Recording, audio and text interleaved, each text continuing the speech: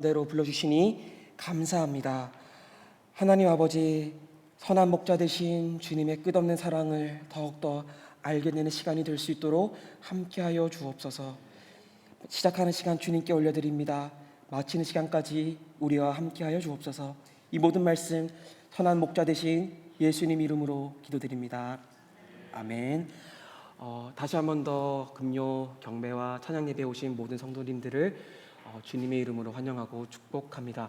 이 시간 좌우 바라보시면서 이렇게 한번 인사했으면 좋겠습니다. 주님께 우리의 삶을 드립시다. 이렇게 인사하겠습니다. 주님께 우리의 삶을 드립시다. 네, 감사합니다. 우리 시간 다 함께 자리에 일어나셔서 하나님 말씀 받도록 하겠습니다. 우리에게 주신 하나님 말씀은 에베소서 3장 1절부터 13절까지의 말씀입니다. 저와 여러분 한 절씩 교독하여 읽고 마지막 절을 함께 읽도록 하겠습니다. 이러므로 그리스도 예수로 인해 이방 사람인 여러분을 위해 갇힌 몸이 된 나 바울이 말합니다. 여러분은 분명히 여러분을 위해 내게 주신 하나님의 은혜의 경륜에 대해 들었을 것입니다. 내가 이미 간략하게 기록한 것과 같이 하나님께서는 그 비밀을 내게 계시로 알려주셨습니다. 여러분이 그것을 읽어보면 내가 그리스도의 비밀을 깨달았다는 것을 알 수 있을 것입니다. 그 비밀은 지나간 다른 세대에서는 사람의 아들들에게 알려주시지 않았지만 지금은 성령 안에서 사도들과 예언자들에게 계시해 주셨습니다.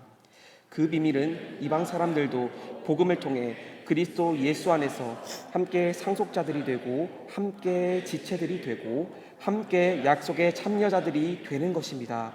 하나님의 능력의 역사하심으로 인해 내게 주신 하나님의 은혜의 선물을 따라 내가 일꾼이 됐습니다. 모든 성도들 가운데 가장 작은 사람보다 더 작은 내게 이 은혜를 주신 것은 헤아릴 수 없는 그리스도의 풍성함을 이방 사람들에게 전하게 하시고 만물을 창조하신 하나님 안에 영원전부터 감추어져 온 비밀의 경륜이 어떠한지 모든 사람에게 드러내시기 위함입니다.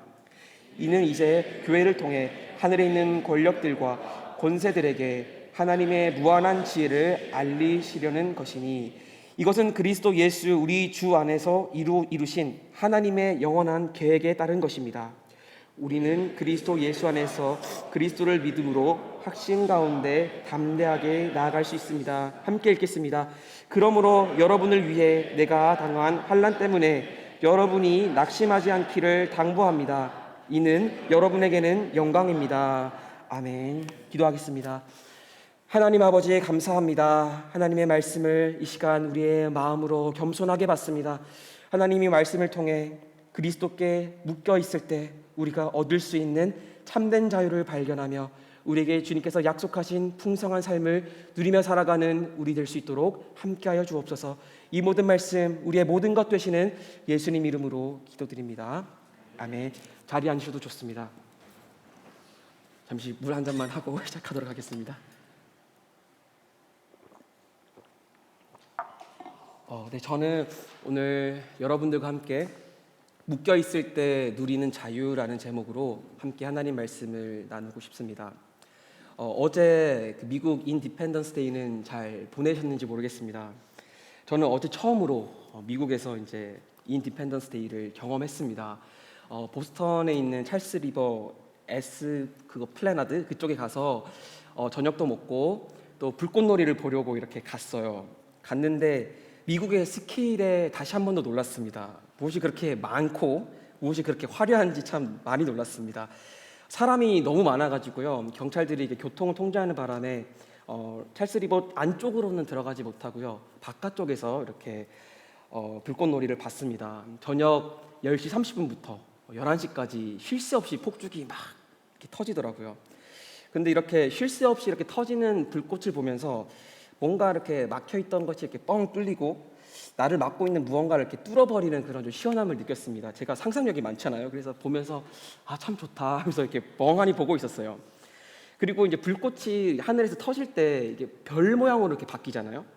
그래서 수많은 별들이 하늘 여기저기로 이렇게 자유롭게 날아다니는 모습을 보면서 또 미국의 주들이 또 별들로 상징이 되니까 미국의 주들이 영국으로부터 이제 독립되었을 때 그런 기쁨을 뭔가 좀 느낄 수 있었어요. 제가 N이라서 좀 상상력이 많아서 그런지 모르겠지만 저는 미국 사람이 아닌데도 미국의 그 독립기념일을 보면서 뭔가 그들의 기쁨이 좀 많이 느껴졌던 것 같습니다.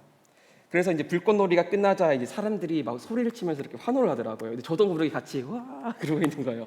저는 미국 사람이 아닌데. 그리고 이제 끝나고 숙소로 이제 이동합니다.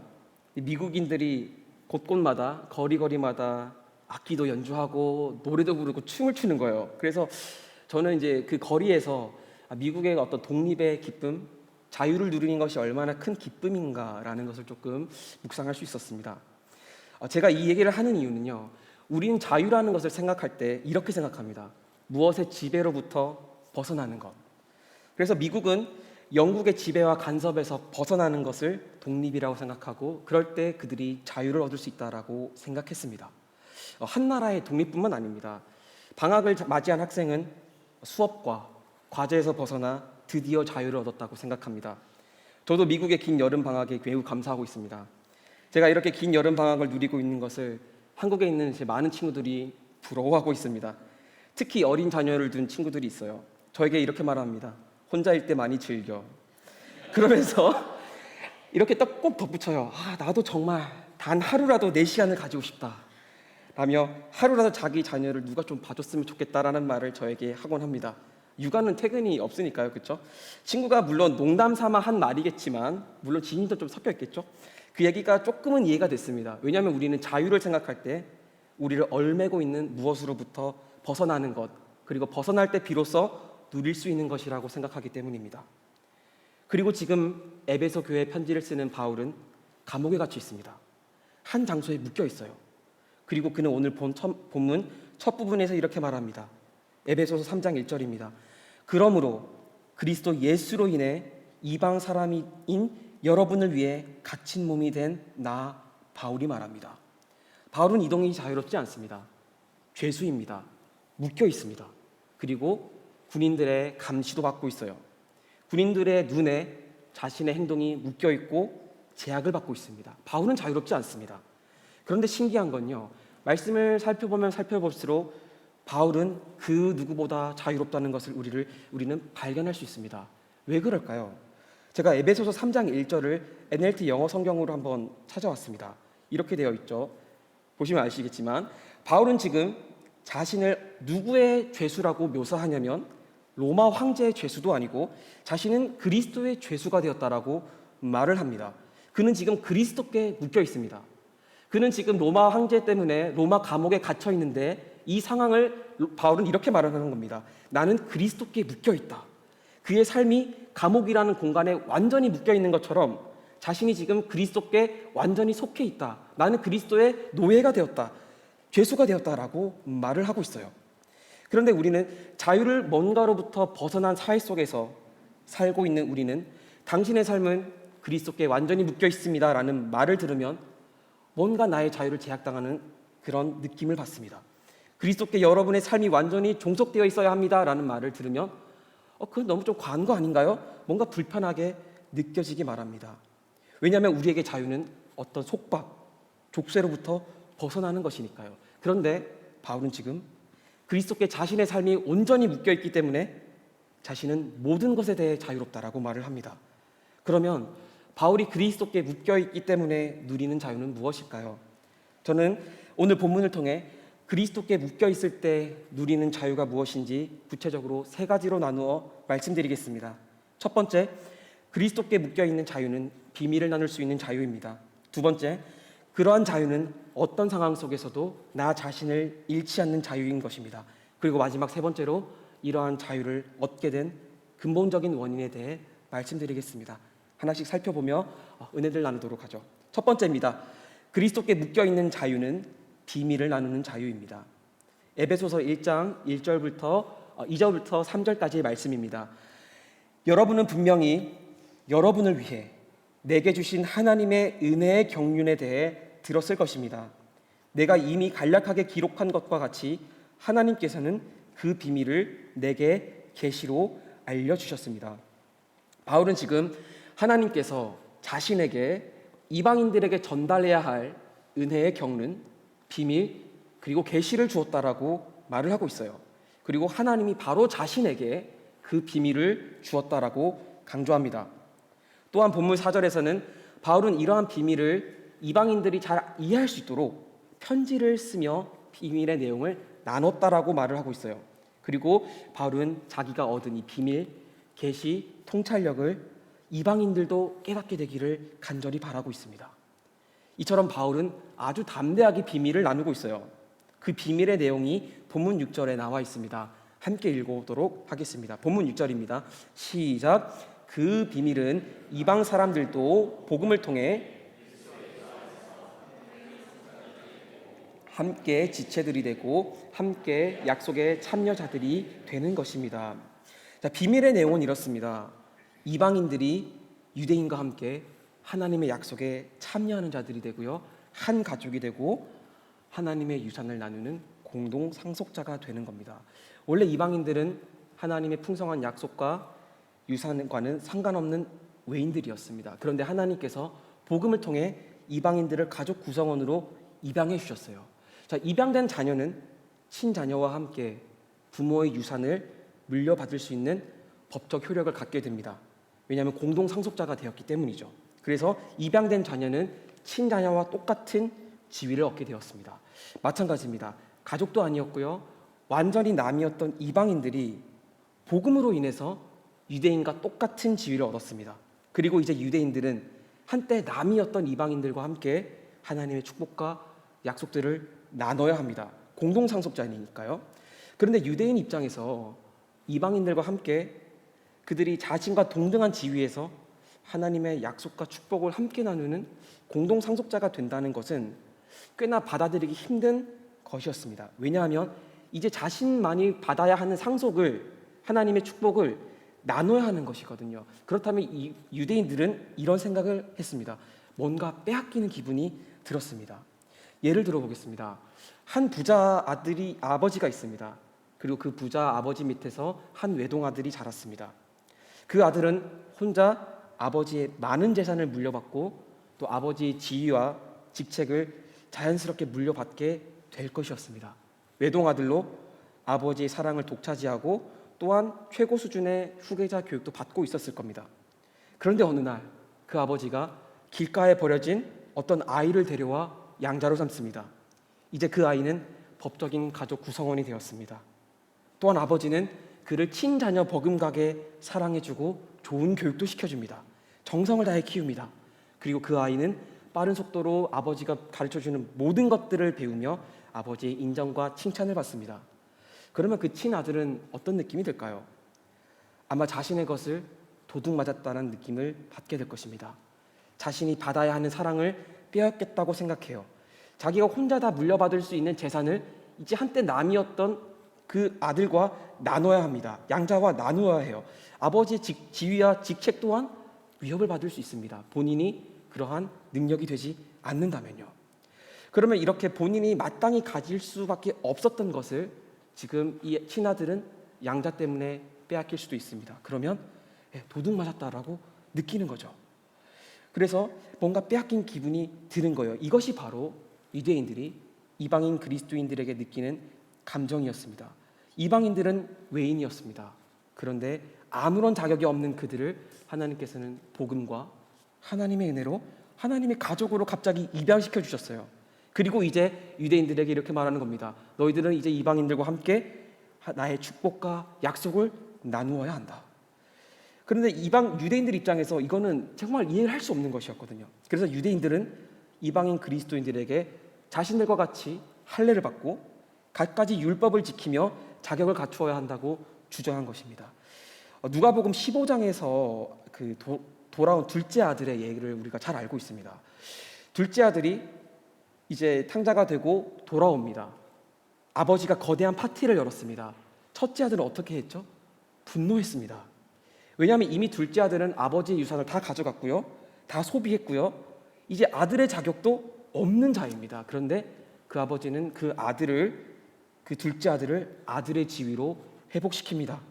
그리고 살찐 송아지를 잡으며 거대한 파티를 열어줘요. 둘째 아들은 다시금 아버지의 유산과 상속을 누릴 자격이 주어집니다. 그때 첫째 아들은 분노했습니다.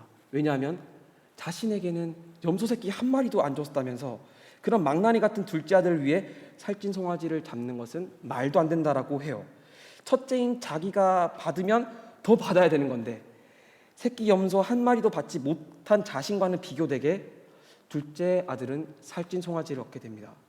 그러니까 지금 첫째 아들이 분노하는 마음의 기저에는 어떤 것이 있냐면 내가 받아야 하는 것을 나는 받지 못했는데 그것이 둘째에게 가버렸다는 생각, 다시 말해 자신의 것을 빼앗겼다라는 그런 분노가 아버지를 향해 있다는 겁니다. 자격 있는 나에게 와야 할 그 선물이 자격 없는 둘째에게 갔다는 거예요. 그래서 첫째 아들은 자신의 것을 도둑맞은 그런 마음에 분노한 겁니다. 이게 바로 유대인들이 이방인들을 향해 느꼈던 감정이었습니다. 그런데 지금 바울은 뼛속 깊이 유대인이었던 그는 복음의 비밀을 담대하게 이방인들에게 나누기 시작합니다. 이방인 너희들도 우리 유대인들과 같은 공동 상속자라는 거예요. 이러한 복음은 바울에게 당시에는 말이 안 되는 것이었습니다. 그러나 그는 이것이 복음을 통해서 깨닫게 된 그는 이방인들과 함께 하나님의 풍성한 유산과 약속을 나누기 시작합니다. 이것을 약간 다른 관점으로 한번 표현해 보겠습니다. 여러분이 어느 날 꿈을 꿨다고 해볼게요. 그 꿈에서 여러분은 다음 달 미국 복권인 메가밀리언 당첨 번호를 알게 되었습니다. 그리고 그 복권 당첨자가 3달간 나오지 않아서 당첨금이 지금 3달이나 누적되어 있습니다. 근데 꿈에서 그 번호를 알게 됐어요. 그런데 일단 꿈에서 얻은 번호니까 이게 진짜 당첨 번호인지 아닌지는 확실할 수 없습니다. 그러나 일단 그런 꿈을 꾸고 여러분이 번호를 기억하고 있다면 상당히 기대가 되고 좀 설레겠죠? 저도 지금 벌써 설레고 있는데, 그렇다면 여러분은 그 번호를 다른 사람들과 기꺼이 나누실 수 있나요? 꿈에서 얻은 번호고 아닐 수도 있습니다. 그런데 그 번호를 다른 사람에게, 친구에게 나눌 수 있으실까요? 저는 못할 것 같습니다. 비밀을 공유하기란 쉽지 않습니다. 왜 그렇죠? 그것을 나누는 순간 내가 가져갈 수 있는 이 당첨금을 나눠야 되기 때문입니다. 나에게만 올 수 있었던 이 당첨금을 다른 사람에게 나누고 내가 가져가야 할 당첨금을 빼앗기고 도둑 맞는다고 느끼기 때문입니다. 이처럼 비밀을 나누면 나눌수록 나의 것이라고 생각했던 것들을 우리는 다른 사람들과 함께 나눠야 됩니다. 그때 우리는 나의 것을 빼앗겼다라고 생각하게 되는 거죠. 나만 알고 있으면 좋은 그런 고급 정보들을, 비밀들을 나누면서 나만 받을 수 있었던 혜택들, 이를테면 좋은 이직의 기회, 안정된 미래, 좋은 지위로 갈 수 있는 모든 기회들을 빼앗길 가능성이 점점 높아집니다. 아무 조건 없이 입양된 자녀 때문에 친자녀는 자신이 받아야 하는 부모의 재산, 부모의 인정, 사랑을 나누는 것처럼요. 첫째 아들은 자신의 것을 동생인 둘째에게 도둑 맞았다라고 생각하는 것처럼요. 그러면 여러분, 이러한 비밀을 여러분은 쉽게 나눌 수 있을까요? 저는 자신이 없습니다. 그러면 여러분, 이렇게 비밀을 나누지 않고 나만 가지고 있는 것, 이런 상태를 정말 자유롭다고 할 수 있을까요? 절대 자유로운 상태가 아닙니다. 그 사람은 재산이나 나의 지위나 위치나 성공 또는 안정적인 미래, 타인의 인정과 사랑 등에 묶여 있는 겁니다. 그리고 본질적으로 내가 잘 돼야 되고 내가 잘 돼야 된다는 나의 존재의 이기심에 묶여 있습니다. 그는 절대 자유롭지 못합니다. 파우스트 박사 원이라는 소설에 보면 자유라는 개념을 굉장히 잘 설명한 부분이 있어요. 자유라는 개념이 소설이 진행됨에 따라 변화되는 것을 우리는 발견할 수 있습니다. 그 중에 제가 첫 부분에서는 자유란 무엇에도 얽매이지 않은 초연한 상태, 우리가 익숙한 개념으로 설명합니다. 읽어드리겠습니다. 자유란 무엇인가? 무엇에도 얽매이지 않은 초연한 상태만이 자유로운 것이다. 개성이 강하게 드러나는 것은 결코 자유로운 것이 아니다. 그것은 이미 뭔가에 의해 각인되고 결정되고 구속된 상태이다. 이 소설의 첫 부분은 자유란 그 무엇에도 얽매이지 않은 초연한 상태라고 말을 하고 있습니다. 우리에게 좀 익숙한 자유의 개념과 동일하죠. 그런데 작품 후반에 가면요, 이 자유에 대한 개념이 조금 다르게 설명됩니다. 그 부분을 읽어드리겠습니다. 멋모르고 자유에 대한 기대에 들떠 있을 때는 얼마 동안은 자유가 기대를 충족해주지. 하지만 주관성이 문제될 때 자유란 다른 말이 되지. 주관성은 어느 날 갑자기 자기 자신을 더 이상 지탱하지 못할 때가 있으니까. 주관성은 언젠가는 스스로의 힘으로 창조적일 수 있는 가능성을 회의하게 되고 객관적인 것에서 보호와 안전을 찾게 되거든. 자유는 구속을 통해 오히려 자신을 인식하고 법칙과 규칙, 강제와 체계에 종속됨으로써 충족되지. 지금 주관성, 객관성 이렇게 어려운 말이 나오는데요. 이렇게 이해하면 쉽습니다. 주관성은 내가 하고 싶은 대로 사는 것. 객관성은 법칙이나 규칙과 같이 내가 반드시 따라야 하는 어떤 사실체계라고 이해하면 좋겠습니다. 자, 위 인용에 따르면 인간은 일단 자유에 대한 기대에 들떠 있어요. 그리고 나의 주관성에 따라, 다시 말해서 내가 하고 싶은 대로 나를 얽매는 모든 것으로부터 벗어나 자유를 만끽하고 살면 일단 만족한다는 거예요. 나의 기대가 꽤나 충족이 됩니다. 그런데 그 주관성은 언젠가 다시금 객관적인 무엇으로 회귀합니다. 왜냐하면 인간은 자유의 무게를 감당하지 못하고 규칙과 법칙과 같은 객관적인 체계로 다시 돌아오기 때문이에요. 그래서 자유는 묶이는 것을 통해 무엇의 체계에 종속되는 것을 통해 충족되고 성취된다라고 말을 합니다. 그러면 인간이 나는 모든 것으로부터 자유하겠어 라고 말을 할 때 정말 인간은 자유로운 것일까요? 그렇지 않습니다. 인간은 자유롭다고는 하지만 인간은 여전히 객관적인 무엇인가 얽매인 상태에 놓이기 마련입니다. 그래서 자유는 모든 것으로부터 벗어날 때 주어지는 것이 아닙니다. 인간은 그렇게 자유로운 존재가 아닙니다. 인간은 그리스도께 묶여 있든지 아니면 세상이 묶여 있든지 둘 중 하나입니다. 그러나 세상 사람들은, 또는 심지어 그리스도인들도 이렇게 생각하는 경우가 있어요. 나는 그리스도께 묶여 있고 싶지 않습니다. 그것은 좀 과한 것 같아요. 그것은 나의 자유를 침해하는 겁니다. 나는 그리스도를 약간은 따라갈 수 있고 약간은 순종할 수 있습니다. 그러나 그분께 나의 삶이 완전히 묶여 있다는 것은 나를 별로 자유롭게 해주는 것 같지 않습니다. 라고 생각하기 마련입니다. 그렇게 우리가 그리스도께 묶여 있지 않고 나는 모든 것에 자유로워지겠다고 한다면 반대로 우리는 결국 모든 것에 묶이는 삶을 살게 됩니다. 그리스도께 묶이지 않고 살아가는 삶은, 그런 삶을 살아가는 인간은 돈이나 지위 또는 안정된 미래, 그리고 이 모든 것을 가능하게 해주는 비밀스러운 기회 등에 자신을 묶이게 합니다. 그리고 이것은 결국 나 자신에게 묶게 하는 꼴이 된다는 겁니다.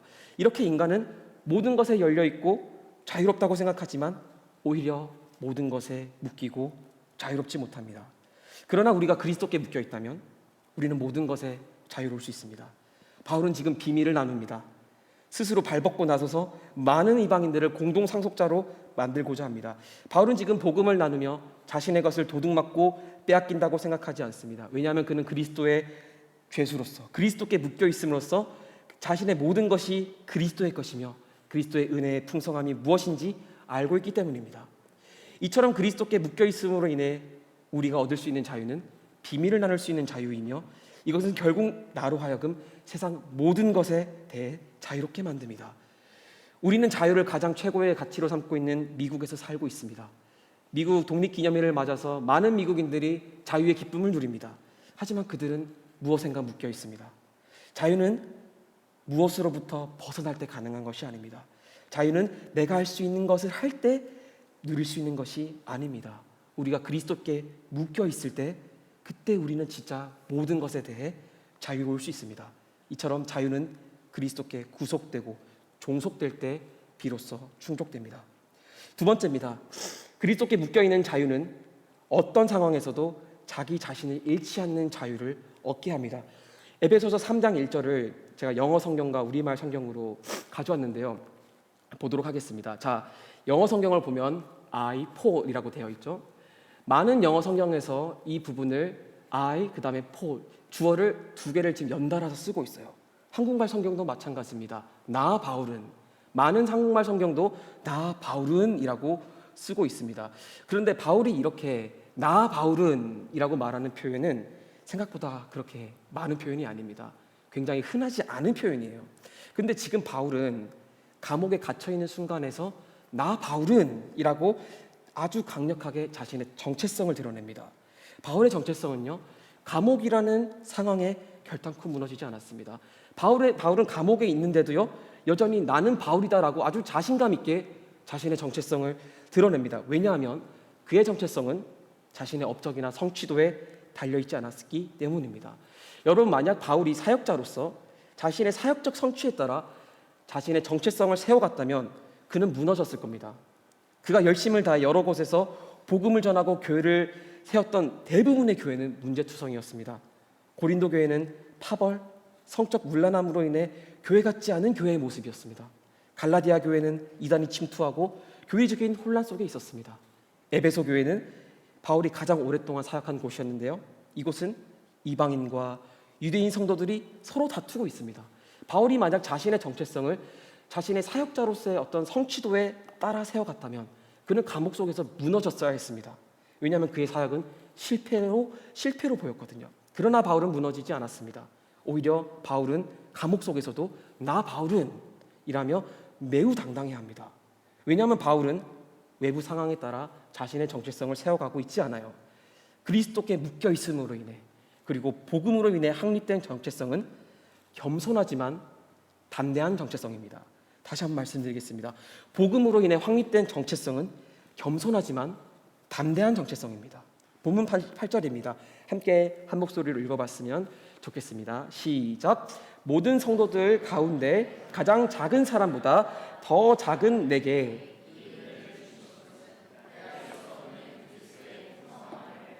사람에게 전하게 하시고. 바울은 지금 본문 3장 8절에서 나는 성도들 가운데서 가장 작은 사람보다 더 작은 사람이라고 합니다. 영어 성경에는 이게 최상급으로 되어 있어요. 그러니까 자기가 얼마나 작고 작은 자인지를 설명해 주고 있는 겁니다. 지금 바울은 나는 사도들 중에서 가장 작은 자라고 말을 하고 있지 않아요. 모든 성도들 중에서 가장 작은 자라고 합니다. 지금 이방인 성도들과 유대인 성도들은 서로 싸우고 있어요. 그렇게 문제 많은 성도들보다 나는 더 작고 작은 자라고 말을 합니다. 그는 굉장히 매우 겸손합니다. 게다가 바울은 자신의 거의 마지막 서신으로 알려진 디모데 전서에서 이렇게 말합니다. 나는 죄인 중에서 가장 첫 번째 죄인, 그러니까 나는 죄인 중에서 가장 대표적인 죄인이라고 말을 합니다. 그는 굉장히 겸손해요. 왜냐하면 복음은 우리를 죄인이라고 말하기 때문입니다. 복음은 우리를 너희는 본질적으로, 본성적으로 하나님의 진노를 일으킨 진노의 자녀라고 말을 합니다. 그래서 복음은 먼저 우리를 땅 밑으로 끌어냅니다. 아무리 사회적 지위가 높다고 해도, 많은 재산을 가졌다고 한들, 좋은 교육을 받았다고 한들 여러분은 본성적으로 죄인입니다 라고 말하며 복음은 우리를 땅 밑으로 끌어내립니다. 그리고 우리를 겸손하게 만듭니다. 하지만 복음은 우리를 겸손하게 할 뿐 우리를 열등하게 만들지는 않습니다. 복음은 왜냐하면 우리에게 하나님의 은혜를 약속하기 때문입니다.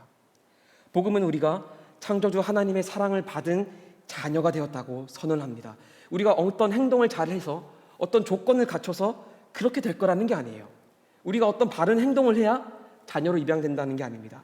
조건이 없을 때, 여전히 죄인일 때, 우리가 땅 밑으로 끌어져 내렸을 때 복음은 우리에게 너는 하나님의 사랑을 받는 자녀라고 말을 합니다. 그래서 복음은 우리를 다시금 하늘 위로, 하나님의 보좌 앞으로 우리를 끌어올립니다. 그래서 우리는 담대할 수 있습니다. 그래서 바울은요, 겸손한 동시에 매우 담대합니다. 본문 12절입니다. 우리는 그리스도 예수 안에서 그리스도를 믿음으로 확신 가운데 담대하게 나아갈 수 있습니다. 지금 이처럼 바울은 누구보다 담대합니다. 그리스도께 담대하게 나아갈 수 있습니다.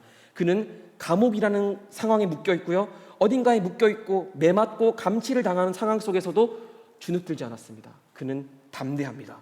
그는 용기를 잃지 않았습니다. 이렇게 바울은 겸손하지만 담대합니다. 이것이 복음이 우리에게 약속하는 정체성, 곧 겸손하지만 담대한 정체성입니다. 그러나 만약 우리가 그리스도께 묶여 있지 않고 복음 안에 있지 않고 우리의 성취도에 따라 나의 정체성을 잡는다면 우리는 열등하거나 교만한 정체성을 갖게 될 것입니다. 내가 직장에서 또는 교회에서 또는 가정에서 나의 역할을 잘 수행하는 것에 나의 정체성을 둔다면 우리는 쉽게 교만해집니다. 그리고 나처럼 하지 못하는 사람을 무시하거나 비판하거나 그리고 교만함을 느껴요. 그러나 만약 나보다 더 잘난 사람을 만나게 된다면, 그리고 지금은 괜찮은 나의 상황이 바닥을 치게 된다면 우리는 열등함을 느낍니다. 비참함을 느낍니다. 그리고 내가 가치 없는 사람이라고 느끼게 됩니다. 이것은 자유가 아닙니다. 상황에 따라 달라지고 상황에 묶인 채, 조건에 묶인 채, 조건에 따라 상황에 따라 우리는 흔들리고 움직일 뿐입니다. 자유롭지 않다라는 거예요. 그러나 바울은 겸손하지만 열등하지는 않습니다. 그는 담대하지만 교만하지는 않습니다. 본문 7절을 제가 읽어드리겠습니다. 하나님의 능력 역사하심으로 인해 내게 주신 하나님의 은혜의 선물을 따라 내가 일꾼이 됐습니다. 여기서 일꾼은 노예라는 말입니다. 그는 자신을 노예라고 부릅니다. 그는 매우 겸손합니다. 모든 사람들보다 낮은 위치에 있습니다. 복음에 따라 그는 겸손해졌습니다. 다른 사람을 판단하지도 않아요. 그리고 그는 하나님의 능력을 덧입었다라고 말을 합니다. 은혜의 선물을 받았기에 담대합니다. 로마 시민권자인 자신을 노예로 부르는 것을 부끄러워하지도 않고요, 오히려 담대합니다. 그는 열등하지도 않고 교만하지도 않습니다. 어떤 상황 속에서도 감옥에 있든 감옥 바깥에 있든 그는 겸손하지만 담대한 정체성을 얻고 나 바울은 노예이며 그리스도의 죄수이다라고 말을 하고 있습니다. 여러분, 이러한 정체성을 가진 사람이야말로 모든 것에 대해 자유로운 사람입니다. 이러한 정체성은 내가 잘 되고 있을 때 복음과 은혜로 인해 하나님께 감사하게 만듭니다. 나를 겸손하게 만들어줘요. 내가 사회적 지위가 높아도 재산이 많고 인정을 받아도 나는 여전히 죄인이기 때문입니다. 그리고 복음은 우리가 우월감을 느낄 겨를도 없이 우리를 다시 밑으로 끌어내려요. 여러분은 죄인이었습니다. 여러분은 진노의 자녀입니다. 이렇게 우리를 죄인임을 기억하게 하며 사람을 판단할 겨를도 허락하지 않습니다. 교만하지도 않고 겸손하게 만듭니다. 반대로 내가 잘 되지 않을 것 같을 때 은혜와 복음은 우리를 다시 담대하게 만들어요. 복음은 우리를 상황과 상관없이 여러분은 그리스도의 무한한 사랑을 받은 자녀라고 선언합니다. 그래서 우리는 비굴해질 필요도 없습니다. 열등해질 필요도 없습니다. 오히려 우리는 담대할 수 있습니다. 왜냐하면 창조주 하나님께서 우리를 사랑하시기 때문입니다. 우리가 이런 복음이 약속하는 정체성을 가진다면 우리는 어떤 상황에서도 나 자신을 잃지 않는 자유를 얻게 됩니다. 언제나 나인 채로 살아갈 수 있습니다. 여러분, 이러한 정체성을 얻고 싶지 않으십니까? 여러분은 누구에게 묶여 계십니까? 여러분은 어떤 것에 묶여 계십니까? 이것이 바로 우리가 그리스도께 묶여 있을 때, 복음 안에 있을 때 우리가 얻을 수 있는 자유입니다. 여러분은 상황과 나의 성취도에 따라 나를 괴롭히거나 자책하지 않아도 됩니다. 복음 안에서 나는 상황과 성취와 모든 것과 상관없이 여전히 나입니다. 우리는 겸손하지만 담대할 수 있습니다. 여러분이 그리스도께 묶여 있지 않고 모든 것에 자유로워지고자 한다면 여러분은 모든 것에 묶이게 될 것입니다. 상황에 묶이게 될 것입니다. 성취에 묶이게 될 것입니다. 그러나 여러분이 그리스도께 묶여 있다면, 복음 안에 있다면 우리는 비로소 모든 것에 자유로워질 수 있습니다. 마지막 세 번째입니다. 그럼 이러한 자유를 얻게 되는 근본적인 근거와 이유는 무엇일까요? 우리는 그리스도께 묶여 있을 때 비밀을 담대하게 나누며 자신에게 벗어나는 자유를 누립니다. 또한 상황이 잘 되거나 잘 되지 않을 때나 상관없이 자신을 잃지 않고 정말 자기 자신이 될 수 있는 자유를 누릴 수 있습니다. 왜 이런 자유가 우리에게 주어지는 걸까요? 다시 말해, 우리는 왜 그리스도께 묶여 있을 때 비로소 모든 것에 대해 자유로워질 수 있을까요? 세상과 그리고 나 자신에 대해 묶인 채 살아가는 것과 그리스도께 묶인 채 살아가는 것이 이렇게 엄청난 차이를 보이는 이유는 무엇일까요? 왜 그럴까요? 그리스도의 십자가 때문입니다. 그리스도께서 우리 대신 십자가에 묶이셨습니다. 십자가라는 참혹한 감옥에 우리를 위해 우리를 대신하여 묶이셨습니다. 그리고 그리스도께서는 감옥이 아닌 무덤에 묶이셨습니다. 감옥은 사람이 사는 것이죠. 그러나 그리스도는 죽음이 있는 무덤에 묶이셨습니다.